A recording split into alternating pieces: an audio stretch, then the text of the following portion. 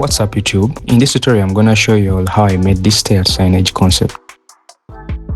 This is basically a shop front facade, and right here we've got an LED digital screen that's gonna display text, graphics for people passing by. So basically I wanted to create this staircase that kinda transitions right into a signage structure. When you look at it from the elevation, it feels like the stair just keeps going and turns into the signage. So first thing I did was to import this model from ArchiCAD alongside its stair. So let me show you real quick. I've got File, Import, and then bring the model in. And if you want the model so you can follow along with the tutorial, you drop a comment down below and I'll show you how to get a model.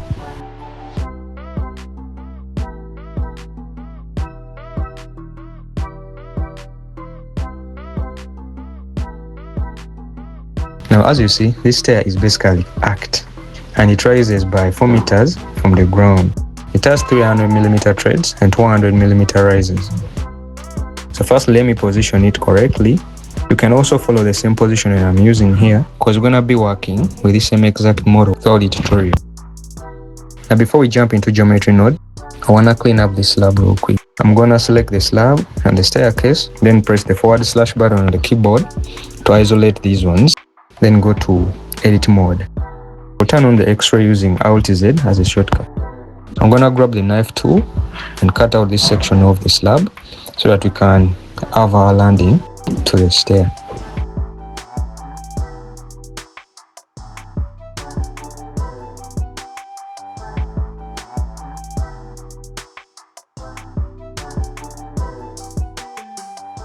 So let me trim off these extra pieces.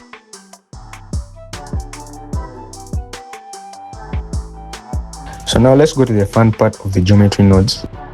I'm gonna open another editor here. I'm gonna press Shift A and add a plane. First, we need an object for our geometry node modifier to work on. Now let's jump into the geometry nodes.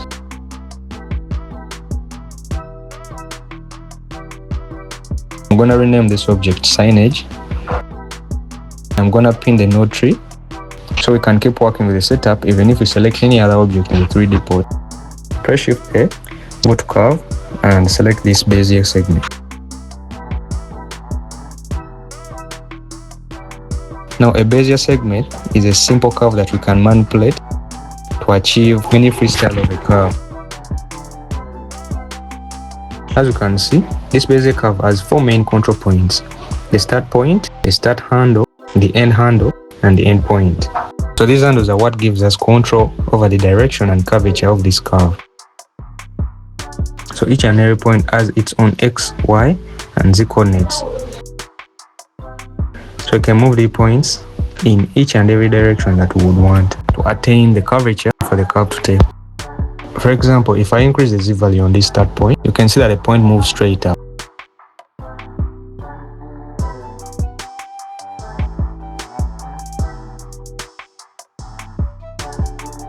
Let me just fast forward this part so we can get into the other section of the tutorial real quick. So now I'm gonna use the values from the image right here to set up the path of our curve. Then later on we have to bring in our profile and help us shape and refine our signage structure.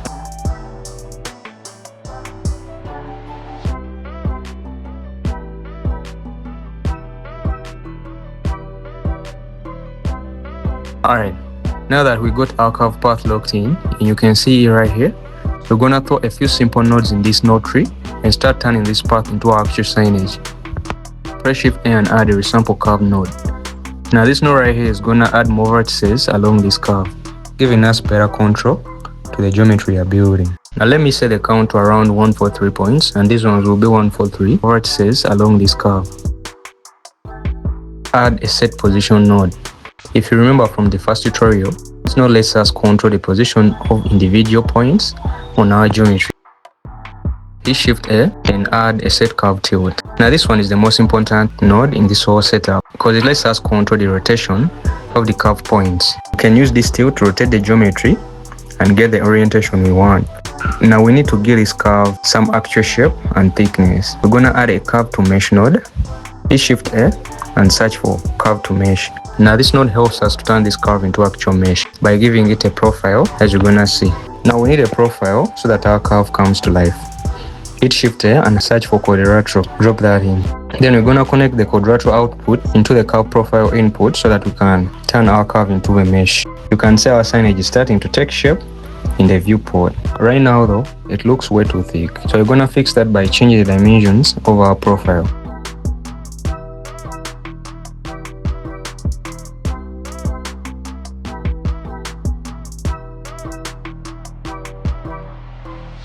Alright, now we're gonna make our signage twist, and this is where we bring in the set to curve tool into play. First off, I'll hit Shift A and search for float curve.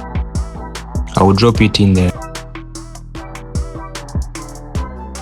Then I'll connect it to tilt input, and as you can see right now, the signage starts to tilt a little bit. But watch this, I'm gonna come over here to the float curve, and on the graph I will move this point and when nothing happens. So I think we have to tell Blender where along this path we want our tilt to start to take place. That's where I will bring in the spline parameter. Now I will take the factor output and plug into the value input of the float curve, and now watch what happens. You can see that the tilt is moving progressively from one end of the signage to the other. That's because the spline parameter is giving us a value based on where each point sits along the curve. I would want this twist to hit a little harder. I'm gonna add the multiply node, and this will let us control the strength of that tilt. So when I start to increase the values, look at the difference. But for my design, I would want something to look more like this. I would want that profile to twist along the path just enough for the signage to be there without going much more crazy. And if you flip the graph to the opposite side, the direction of the tilt can change. If I push the multiply value too high, you will see that it starts to turn into some sort of a screw. And definitely that's not what we want, so I'll leave my value to around -3.11. And I'll come over to the graph and also change these values to the initial mesh that I have.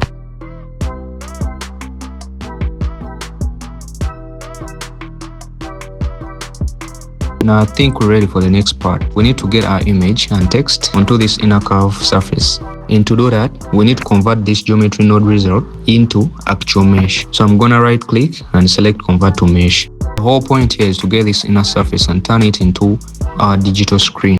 And they are supposed to be two surfaces that are gonna make up our LED screen. I'm gonna select both of them and hit Ctrl J to join them together. Now still in edit mode, I'm gonna select these faces right here and then select the corresponding faces on the other side. Once they are all selected, I'll hit P and choose selection. This means I'm separating them from the rest of the mesh. And now we've got our dedicated surfaces for the digital display. Now let's jump over into the shading workspace and turn this thing into actual digital LED display.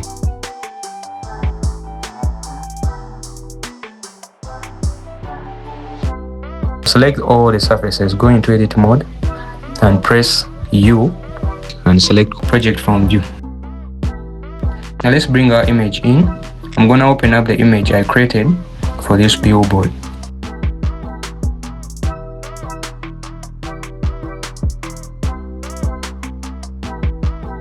Now let's jump over to the UV editor. Once you open it up, you can see that our UV projection is sitting right onto the top of the surfaces. So we can select these UVs and scale them up and reposition very well to align with the surfaces. So if the text is too small, you can scale them up. Now that we've unwrapped our surfaces and project the image onto them very well, we got to make this thing actually look like a real LED display. For this part, I used a couple of important nodes that help me to bring this digital look to life. First, we've got the gamma and the emission node. The emission node is what gives our screen that little bit of brightness and that self-lit appearance. So it actually feels like the light is coming from the display instead of being just a flat image on the surface. Then we've got the gamma node, and I use this one to adjust the brightness, contrast of this image so we can get a much more cleaner look. After that, I added the texture node together with the map range. So when I combine these two nodes together, I can create that subtle pixel-like variation on the material of the surface. If you all want me to do a full tutorial showing exactly how I created this material step by step, drop down a comment and I will let you know. I can break down the whole shading setup in another video.